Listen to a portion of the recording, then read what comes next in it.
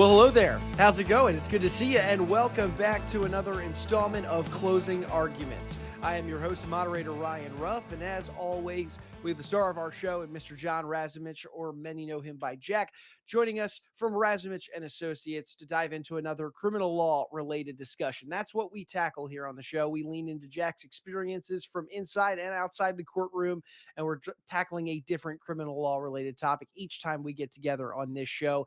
And today we got a good one dialed up for you guys. Today, if you caught our last episode, we took a nice little dive into these different legal myths that exist. We got some great feedback from you guys, our audience, our viewers, on different myths that you've just heard, whether it was through conversation with friends and family or saw online. That we put a lot of myths to bed in our last episode, but today we're going to take a little bit of a different angle towards another criminal law related discussion. Today, what we're doing is we're identifying affirmative defenses in Indiana.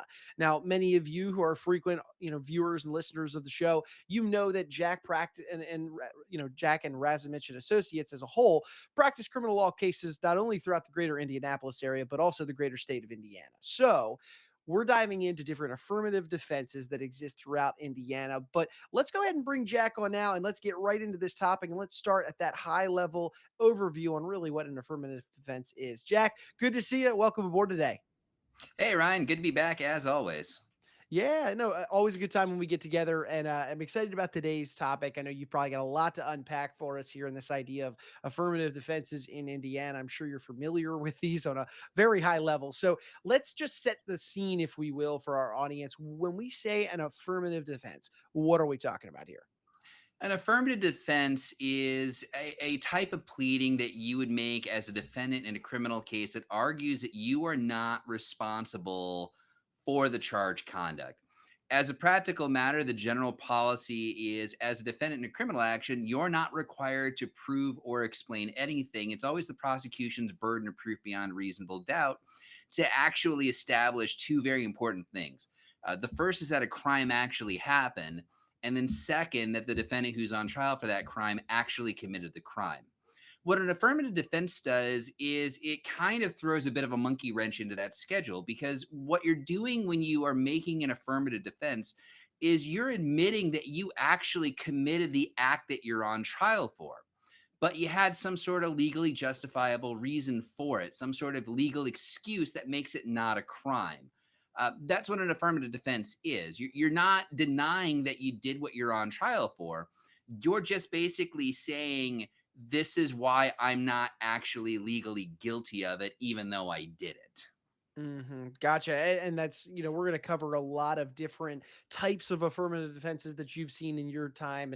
But as we're still kind of staying high level here, Jack, talk to us a little bit about this idea of where, the burden then shifts from, between the state and the defendant once an affirmative defense is out there and open and in front of everybody in a given case.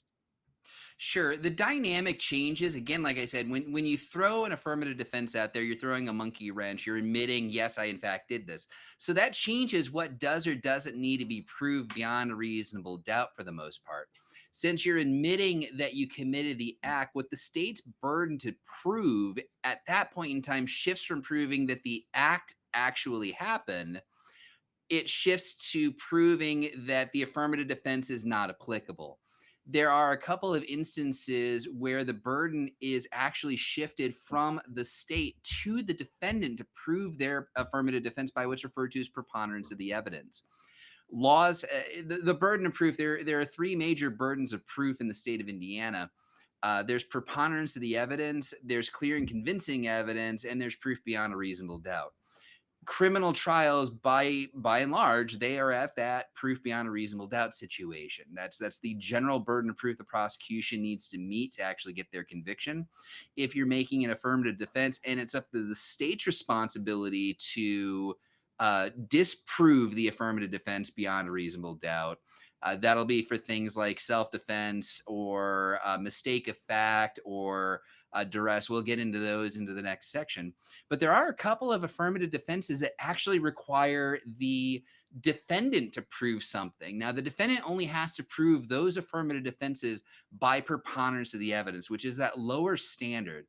The way that is typically described is preponderance of the evidence, for the most part, If you think of it as being 50% plus one more likely than not, that's what your proof by preponderance of the evidence is. So if you're able to get one of those affirmative defenses that does require the defendant to prove the defense, that seems a little bit daunting because again, you shouldn't really feel like you have to prove, excuse me, you shouldn't feel like you have to prove anything. Hmm. But if it's a situation where your burden of production, your burden of proof is 50% plus one more likely than not, that's actually a really powerful tool that you have as a defendant that makes that a little bit more of a palatable concept to pursue those types of affirmative defenses. Sure, sure. A really interesting topic here because there are so many variations and types of affirmative defenses, and then obviously every all the different inner workings and facets of a given case. Sure, they factor into what that affirmative defense type is going to be. So let's start kind of rattling off what some of these types of affirmative defenses are, Jack. And if you have any experiences with any of these particular ones, we'd love to hear them. So start high level with us, and we'll work granular. What's the first type of affirmative defense that you typically find? Indiana recognizes a total of 10 different affirmative defenses. Nine of those are what are referred to as statutory affirmative defenses. That means that the state legislature has specifically listed nine defenses that are available to you as a defendant in a criminal prosecution. The nine statutory affirmative defenses are legal authority, self defense, involuntary intoxication, insanity, mistake of fact, duress, entrapment, abandonment, and battered spouse syndrome. Battered spouse syndrome isn't actually referred to as battered spouse syndrome in the Indiana Code. It's mental disease or defect as a result of abuse. It's effectively the battered spouse syndrome defense. Those nine are actually laid out in the Indiana Code as being statutory defenses that you can affirmatively plead and argue absolves you of any legal culpability. The 10th affirmative defense that's recognized by Indiana law is the defense of necessity.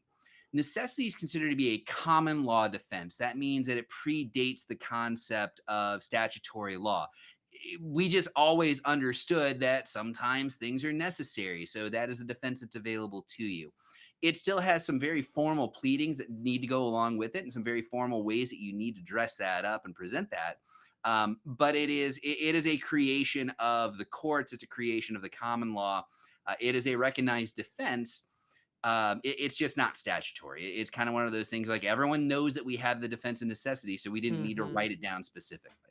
Sure, got it, got it. Well, I appreciate you kind of giving us that lay of the land, the 10 that are really existing today. Let's start right at the top and let's work our way through these different types and where they pop up with different cases. Let's start with legal authority. Walk us through this one.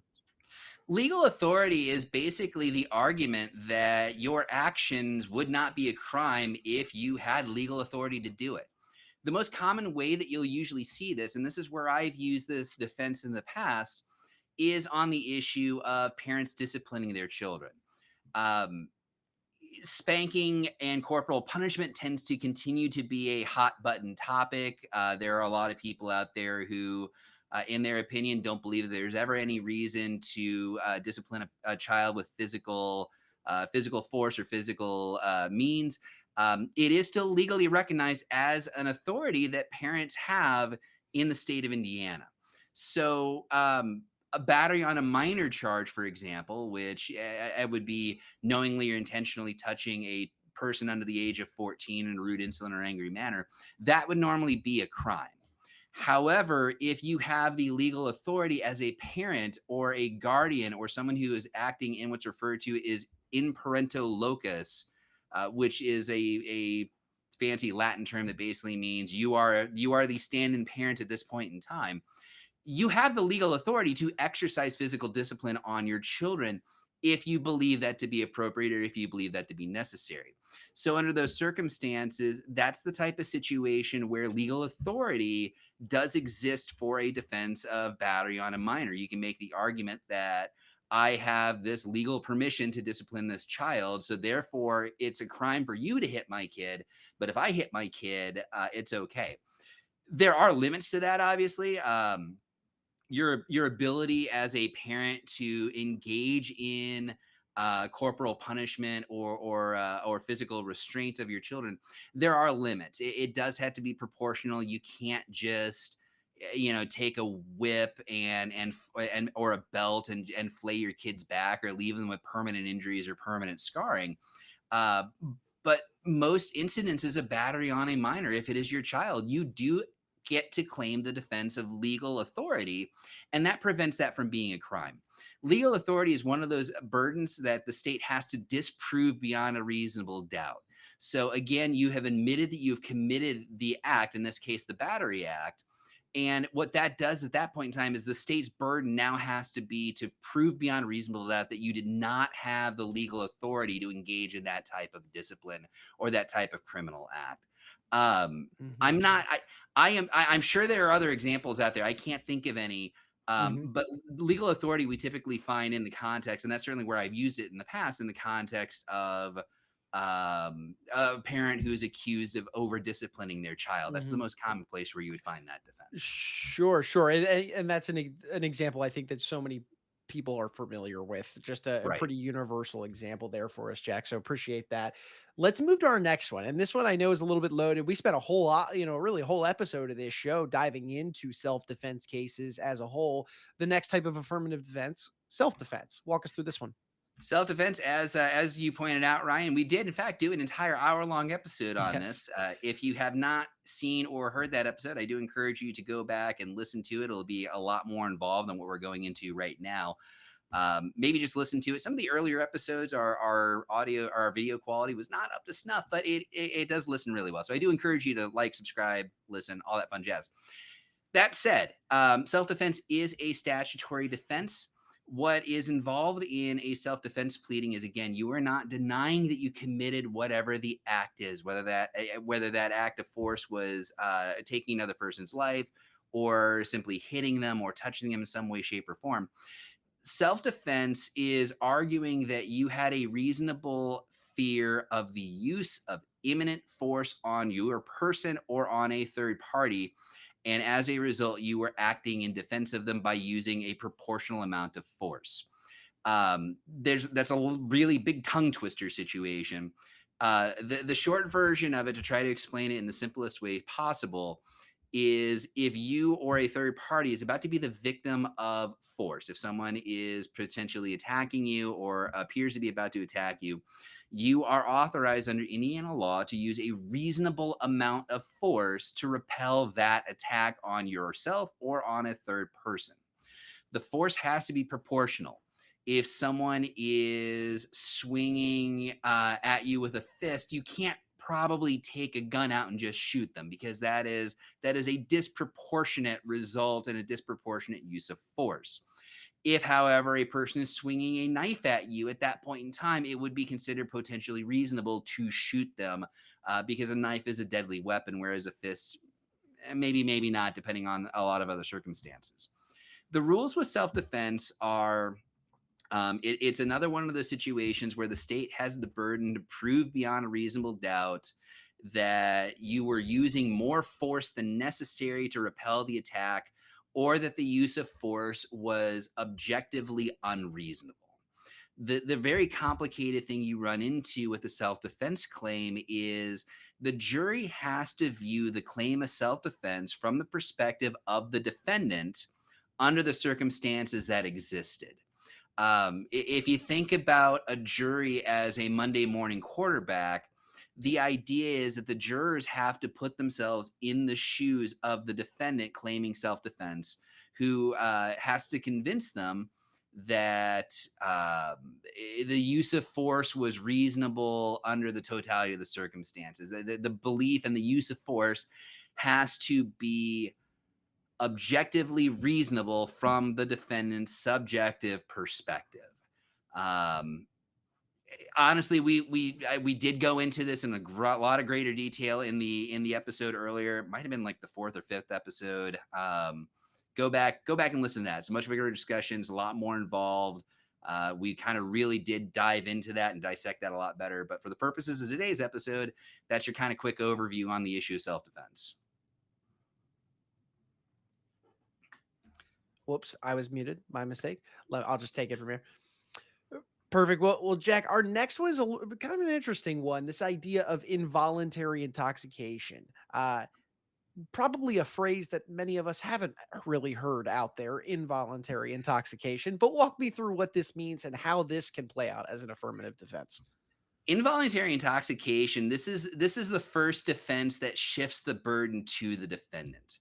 Okay. Involuntary intoxication, if you plead involuntary intoxication, it is your responsibility as the defendant to prove by preponderance of the evidence that your state of intoxication is a result of an involuntary situation. Intoxicated is a legal state of being and has a specific definition. In Indiana, it means under the influence of drugs, alcohol, a controlled substance, or I think 5 or 6 other things they have on the list these days, that results in a loss, an impairment of thought and action, and a loss of your normal motor faculties. Most intoxication, of course, is very voluntary. Hmm. If you go out to a bar and you drink yourself into a blackout state, you're not going to be able to make the argument that you were involuntarily intoxicated. Sure. You were taking product that you knew could cause an intoxicating effect. Where involuntary intoxication can come up, and we actually just had a trial where this was an issue. It did not go well. It was at least a novel defense. The judge and the prosecutor were both fascinated by our efforts at arguing involuntary intoxication. What happened is that particular case involved a defendant who had a bacterial strain in his intestinal lining that created a situation referred to as autobrewery syndrome. The idea is that much like how a diabetic needs insulin shots to regulate their blood sugar content, the idea behind autobrewery syndrome is that the bacteria and the flora in your stomach and your intestines, as they're breaking down carbohydrates, as they're breaking down sugars, can effectively create a fermentation in your stomach that creates alcohol. That's a byproduct of breaking down Wow. sugars and carbohydrates. Our argument was in this particular case was that our defendant was not voluntarily intoxicated because he had a medical condition that rendered him that was unknown to him at the time, that effectively rendered him into an intoxicated state. And that is why he was operating a vehicle while intoxicated, because that involuntary chemical effect inside of his body. Part of the problem that we had with that case is it was a true and accurate fact that prior to this discovery that he had this stomach issue, he did in fact actually consume a beer. It was one of those rare things. We were able to track it down. We found his receipts. We found the waitresses that served him, and he quite literally did have one beer. It was one of the first times that someone actually just had one beer.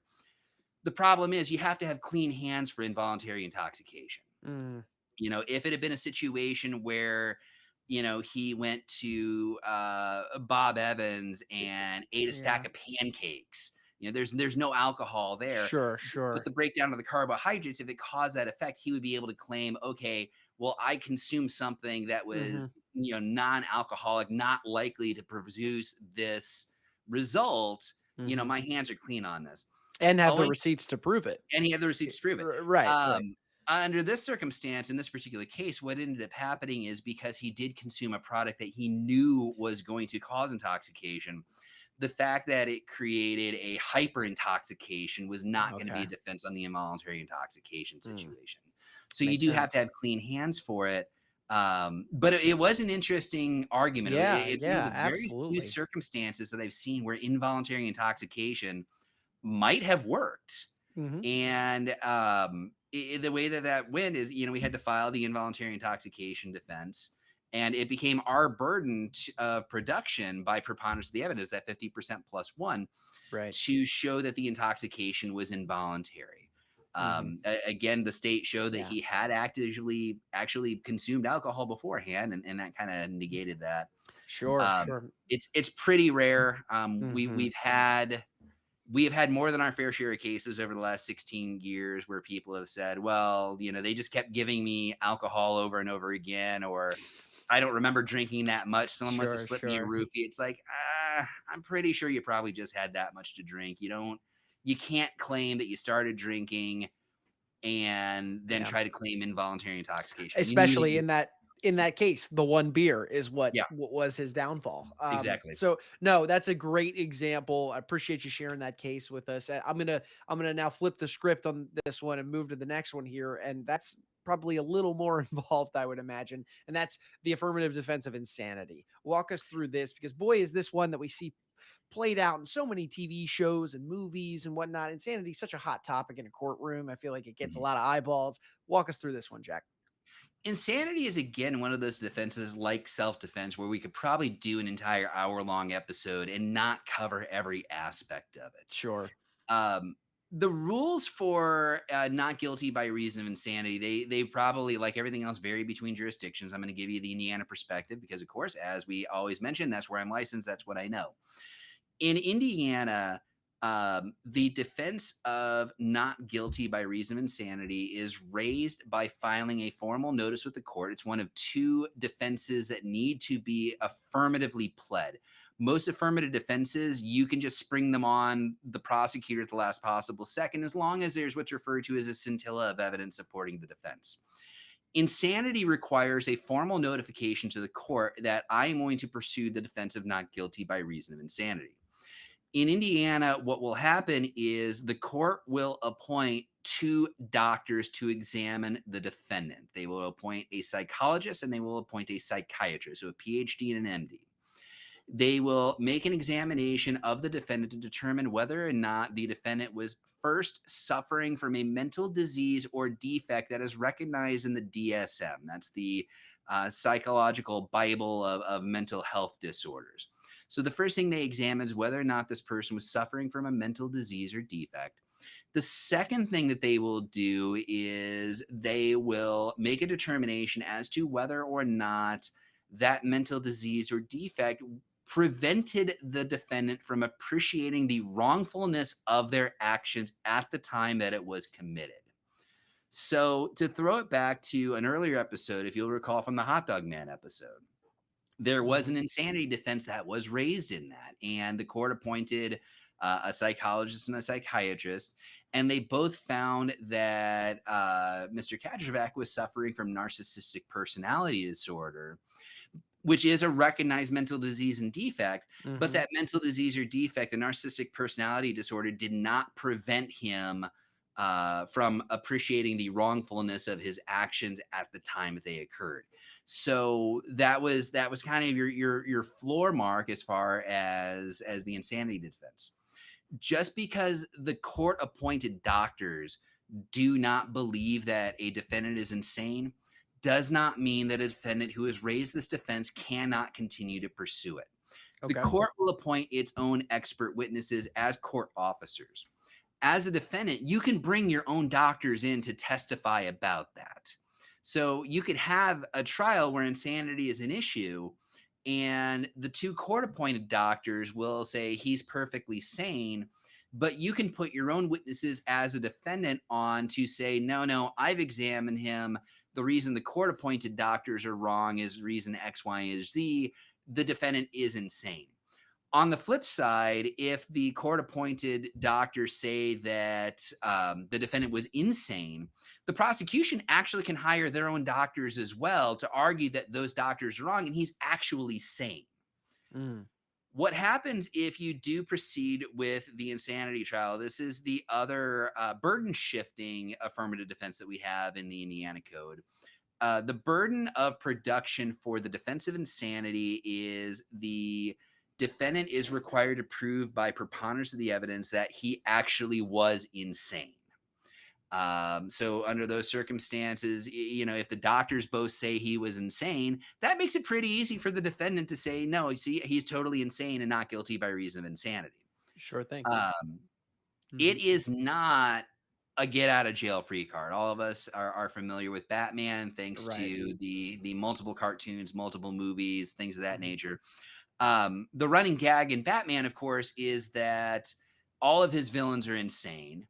They go Mhm. to Arkham Asylum, and that avoids being sent to actual prison. And of course, they escape from Arkham Asylum every 30 days because the Right. comics have to be printed. In Indiana, if you are found not guilty by reason of insanity, the court has a secondary aspect of the trial Mhm. where the determination is made as to whether or not the defendant represents a danger to himself or the community. And if they represent a danger to themselves or the community, what happens is they will be involuntarily committed to the state hospital at Logansport. Okay. And they stay there until they are deemed to be sane. Mm. That can be a very, very long time. I was just thinking Uh, that. Hmm. I have a client right now. We did do an insanity trial a number of years back. I want to say we did an insanity trial about 10 years ago. I'm gonna sit on that one because if we do a longer episode on insanity, I want to use that as effectively the Sure. case study to kind of work our way through that. We'll keep our He's cards close to the vest. exactly.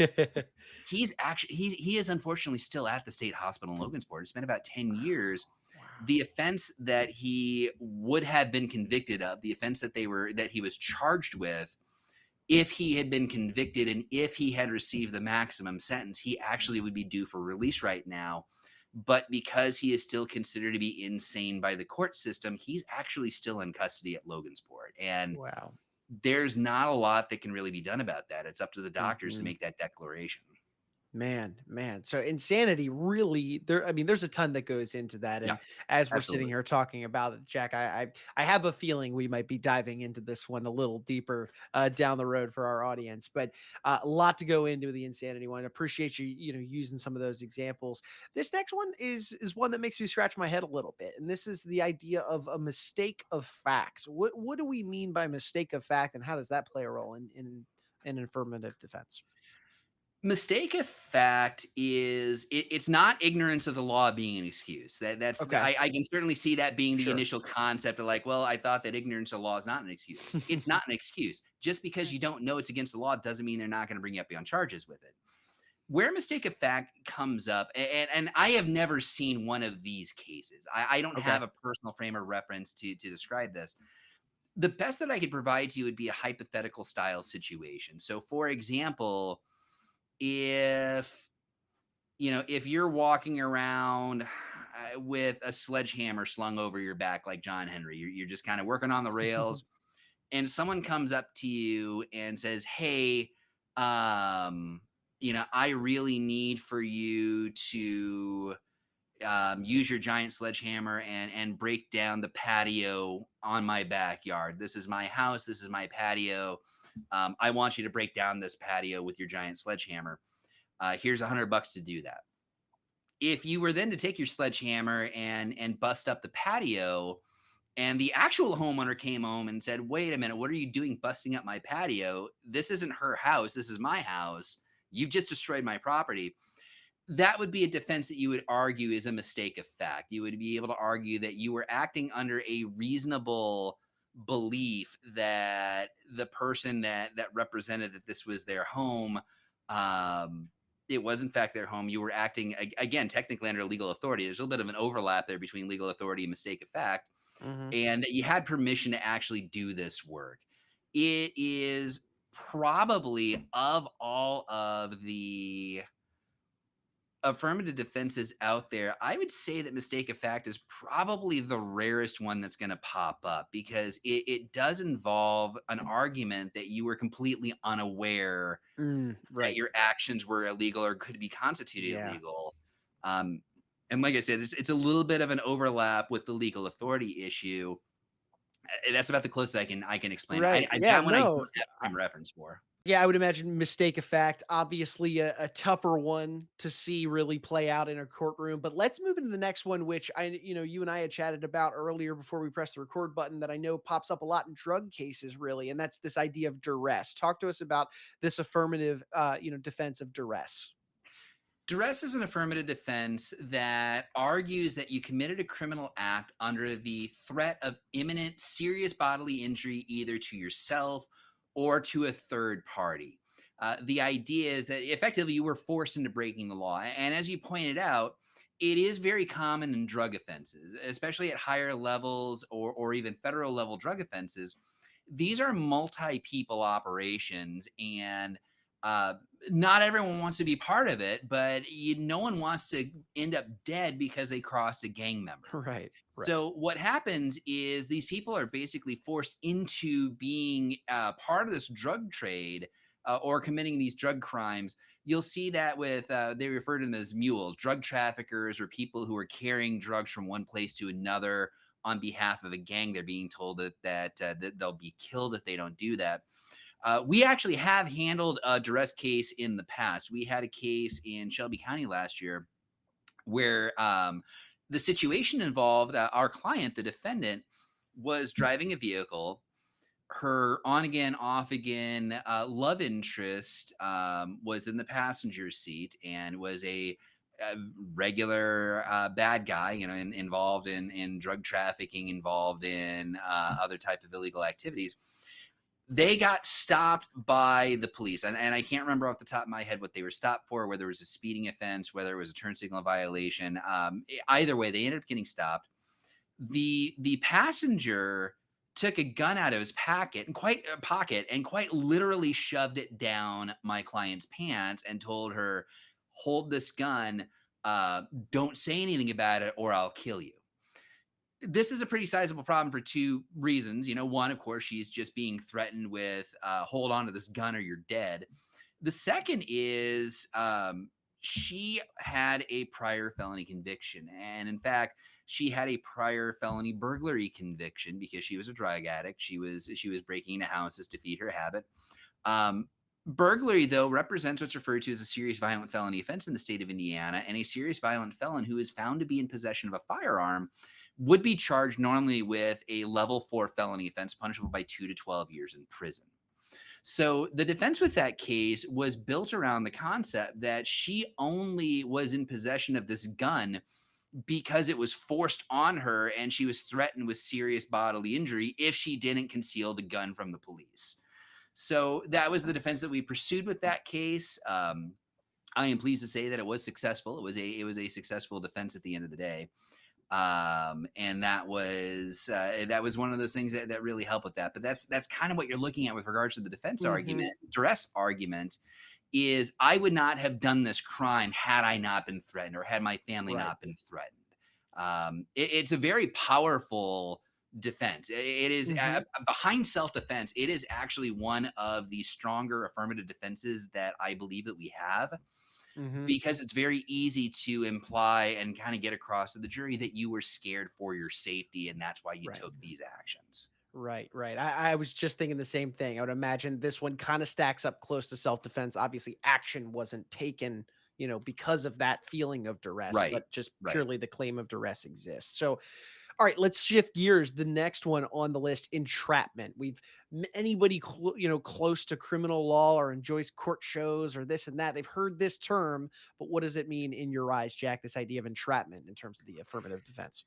Entrapment is probably the most misunderstood affirmative defense in Indiana law.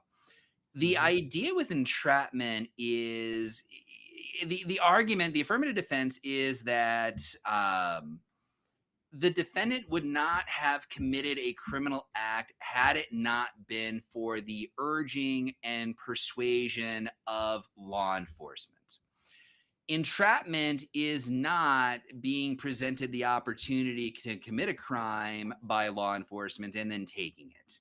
You have to actually show that, but for law enforcement's actions, you would not have committed a criminal offense. In fact, um, one of the things that the state can show to prove that entrapment isn't applicable is that the defendant was predisposed to actually commit this crime. Hmm. We get this. We used to back in the more Wild West days of the internet, when you had online prostitution sites like Backpage and things like that.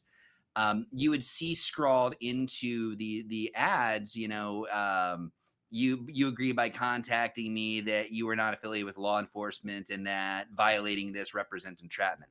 It does not represent entrapment.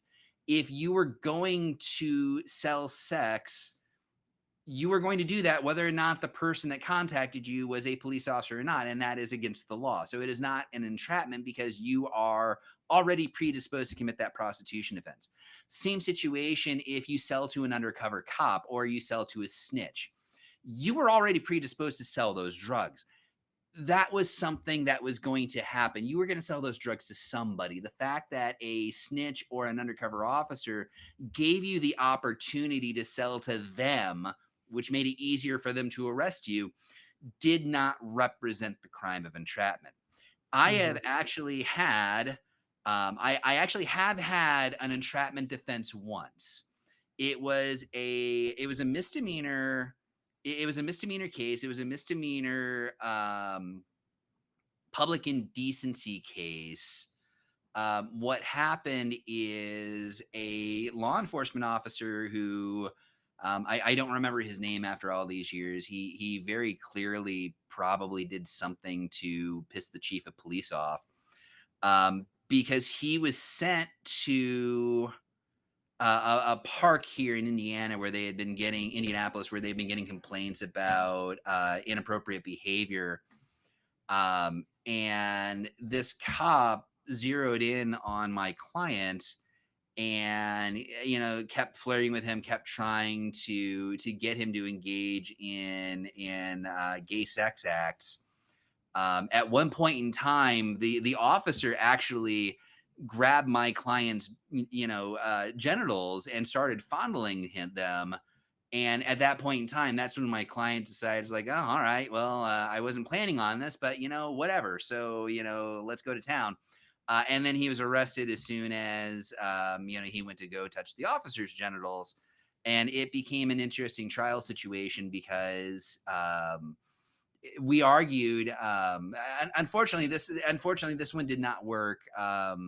This was one of the affirmative defense cases that we lost. The judge did not agree with our argument that there was no evidence that showed that the defendant was predisposed to committing sex acts in the park, but for the officer effectively creating a situation where a sex act was coerced. I still think they got that wrong. Hmm. But I suppose if I thought judges did their job right all the time, I wouldn't have a job. So there's that. Very fair point. Gotcha. All right. So we hear you on entrapment. Moving to the next one is abandonment. Where does this come into play, Jack? Because I feel like this one might have some interesting, kind of protocols that go along with this. Abandonment is one of those affirmative defenses. You're going to find that a little bit more commonly in a conspiracy style case. A Mm, conspiracy case is one where there's a little bit more in the way of active planning. There's a little bit more in the way of actual intent to commit a criminal act. So, for the abandonment defense to work, you have to argue that you completely and voluntarily abandon your effort at furthering a criminal action. So if, for example, you and your friends decide to rob a bank and your assigned role is the getaway driver, if you wake up and decide, you know what, I'm not going through with this. This seems ridiculous. This seems silly. This seems stupid, and you don't leave your house with your getaway car to go pick your buddies up to take them to the bank, that would be considered an abandonment. You have abandoned the conspiracy, you have abandoned the criminal activity. Even if your friends went through with robbing the bank on their own without you, they would not be able to come back and get you as part of the conspiracy because you abandoned your efforts in that. Now, the abandonment, as I said, has to be voluntary. And the law specifically holds that the abandonment is not involuntary. Sorry, the abandonment is not voluntary if circumstances that were not known to you when you started on your criminal effort increase the possibility of detection or apprehension, or if it made the crime more difficult. So, if you were to go to your local Walmart with the intention of shoplifting, and when you got to the Walmart, completely intending to get engaged in the shoplifting offense, and you found that there was a live security guard who is standing right there next to, let's say, the video game aisle, preventing people from shoplifting video games. That if you abandon the goal, then that would not necessarily constitute voluntary abandonment under the way Indiana interprets that law. And again, Hmm. this goes back to the issue of like where the conspiracy comes in, because if you're one part of the conspiracy, you Okay. abandoning your portion of it because, oh, it turns out there are more guards here. I guess I'm not going to go through with this, but your colleagues go through with it. You still went there with the concept of committing a criminal act. You did not Right. abandon it voluntarily. Another thing about the concept of how the abandonment statute works, if you just postpone your criminal actions, that's not considered to be abandonment. So Okay. if you go to the Walmart completely with the goal of trying to steal video games, and you see, okay, well, there's a guard here. I'll bet the guard's not here tomorrow. Let's come back tomorrow and steal video games. If you get arrested within the next 24 hours as part of that conspiracy to steal video games from Walmart, you haven't abandoned it. The fact that you didn't go through that day doesn't mean Right. you weren't planning on doing it. No. Also, don't steal video games from Walmart. It's Yes. a Don't do lot more expensive to hire an attorney than it is just pay for the video it. game. Fair point. Fair point. Well said, Jack. We got two more in terms of these affirmative defenses. This is the final of the ninth that you mentioned are that are big in the state of Indiana as a whole. Let's go into the battered spouse syndrome. Battered spouse syndrome is a newer affirmative defense. I believe that it's only about maybe 5 or 6 years old at this point in time. It straddles both the self-defense as well as the insanity defenses. The reason that this affirmative defense kind of got created is because people who would suffer the effects of post-traumatic stress disorder from abusive relationships, there's that old argument about like sometimes people just snap as a result of repeated abuse. So that doesn't necessarily excuse what would otherwise be a criminal act. Um, because post-traumatic stress disorder, it may not necessarily rise to the level of being unable to appreciate the wrongfulness of your actions most of the time, but in the heat of the moment, it's almost a form of temporary insanity is the easiest way of describing it. To proceed with a battered spouse syndrome affirmative defense, you have to notify the prosecutor's office at least 20 days before trial that you are going to be pursuing the battered spouse defense. It does not require the appointing of a psychologist and a psychiatrist by the court. If you want to bring in mental health professionals to testify on your behalf as the defendant, that would be on your dime. There are not going to be any court appointed experts who are going to testify on that. If you establish that you were suffering a mental disease or defect as a result of an abusive relationship, you can argue that that mental disease or defect made you incapable of appreciating the wrongfulness of your actions at the time of the alleged criminal Hmm. act.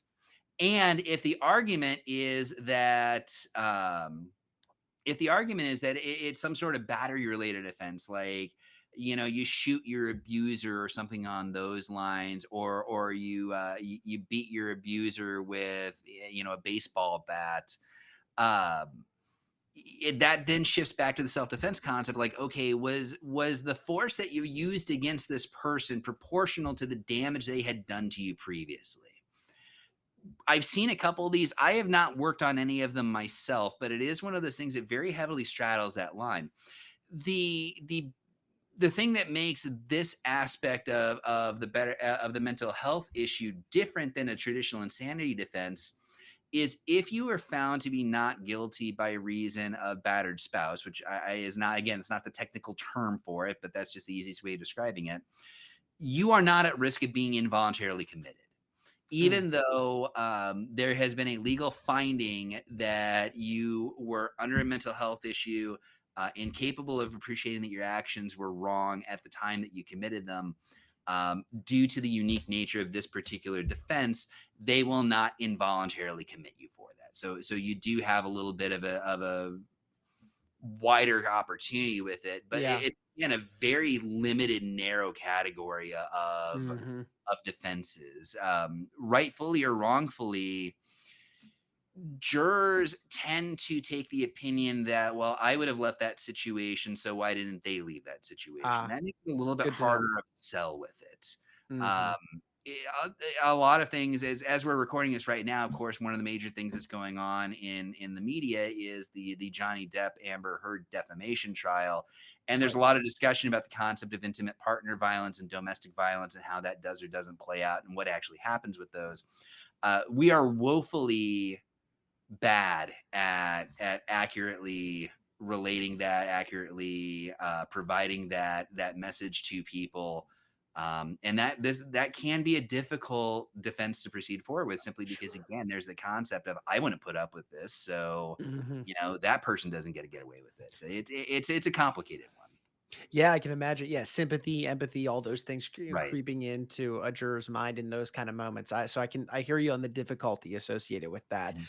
Jack, let's bring it home here. Final affirmative defense that you typically see, that 10th one, this idea of necessity. What are we talking about here? Necessity is, as I said, this is the common law one. This one is not Mhm. statutory. It's just always been there. The idea is like sometimes you have to break the law because of reasons. The defense of necessity has a number of things that have to be shown beyond a reasonable doubt before you can claim the defense of necessity. You have to show that the criminal act is the result of an emergency. You have to show that there was no adequate alternative to committing the criminal act. You have to show that the harm caused by the criminal act was not disproportionate to the harm avoided. You have to show as the defendant that you had a good faith belief that to prevent the harm, you had to break the law. That belief has to have been objectively reasonable under the totality of the circumstances. And the defendant had to not substantially contribute to the creation of the emergency to get the argument of necessity. Um, I've seen this. I have actually had one necessity defense, and a very good friend of mine has had a necessity defense as well, both of which came in the context of driving.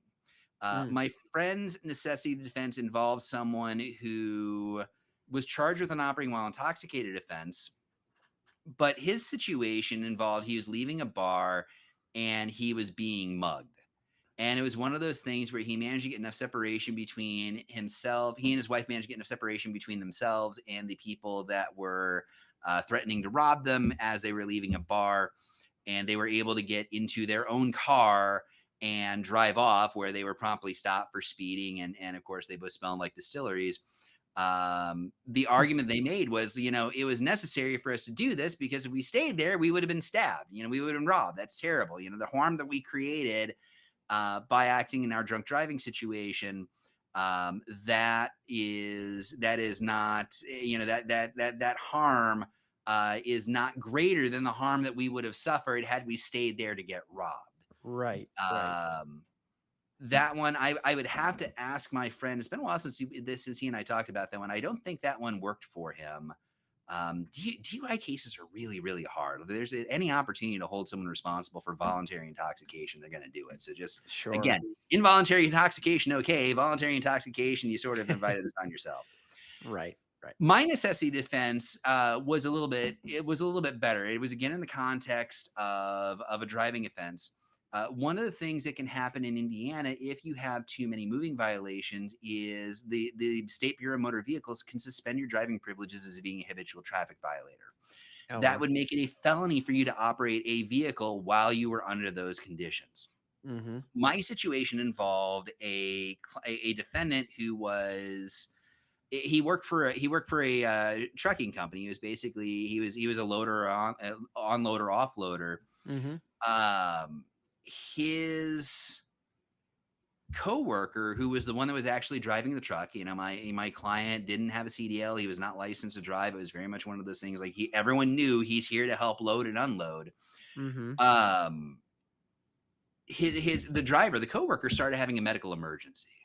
Oh, And wow. I can't remember specifically what it was, but it's one of those things where it's very clearly, almost like a stroke situation, kind of like drifting off, nodding, sort of like just drifting into traffic.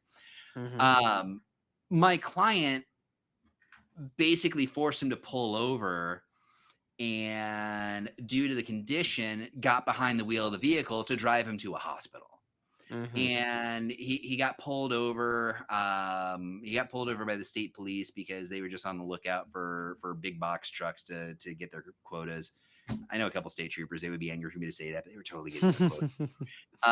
Pulled him over, realized that, oh, well, you're not supposed to be driving. You have a suspended license as a felony. Also, let's call an ambulance for this guy who's passed out in the driver's seat. So the coworker eventually got the medical attention that he needed.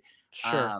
But when that case came up, that was one of the issues that we argued successfully. Is like, look, he's already in a vehicle. Yeah. Who knows how long it would take for an ambulance to get here? Something seriously wrong. This is a necessity. There was no adequate alternative. Who Hmm. knows how long it would take for an ambulance to get here? The Right. And what harm was to the result of that? that one was an acquittal. We did get them to acquit on that one. So that one worked out. That was a nice Hmm. result on that. We were very happy with the outcome on that one. Not happy that it got that far, but again, Sure. prosecutors don't allow me to make their charging decisions for them. Yes, understandably so. Jack, we've covered the 10, affirmative defenses that you typically see throughout, today's day and age in criminal law and just court as a whole. I'm sure there's a contingency of people out there that are thinking, well, how does this differ from an alibi? Why do they not just have an alibi for some of these things? Could you, before we wrap up our episode today, kind of tie a knot for our audience and really split the difference between that what an affirmative defense is versus what a true alibi is, given a particular case. Sure. An alibi is actually not an affirmative defense. That's the first thing that's a major difference between the two.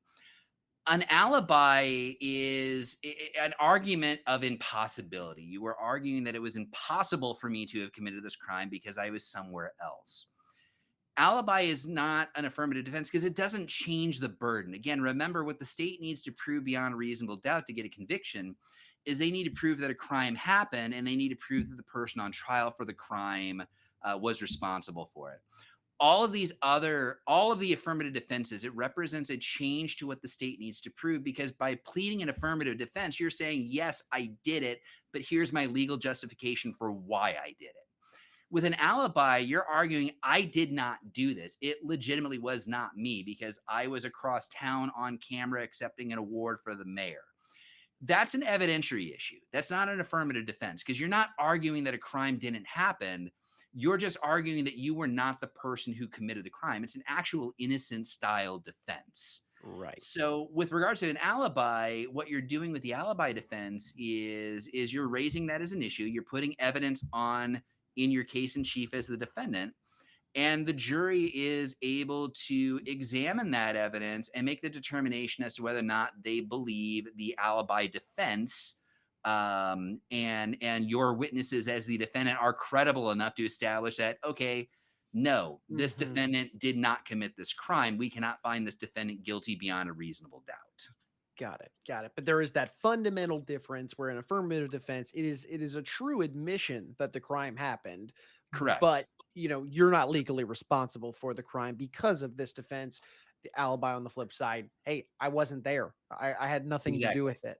So Exactly. yeah, you're maintaining that sense of being truly innocent. So Right. fundamental difference there. I'm sure there was a contingency of our audience today. There's scratching their head a little bit between trying to identify that difference. So I appreciate you clearing that up for us. And Jack, as we're kind of bringing our episode here to a head, we covered all these affirmative defenses. Clearly, you have experience in working with many of these. You have stories, obviously, to share with us.